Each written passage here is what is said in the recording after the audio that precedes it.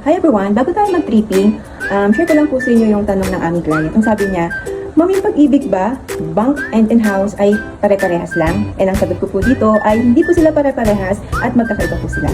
Una na rito, explain ko po sa inyo ng very light yung Pag-ibig financing. Sa Pag-ibig financing po, nag-o-offer siya ng mahabang term para mas mababa po yung hulog. Ang long term niya po is up to 30 years.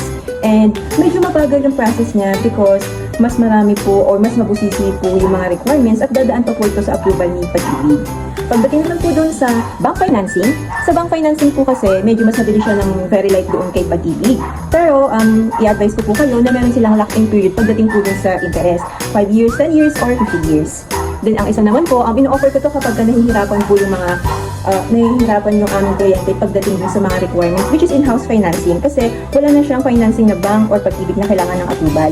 Dahil diretso na po siya doon sa developer and ang isa ko po talagang dito kay in-house, medyo mas mataas yung interest niya pero mas mabilis yung approval niya.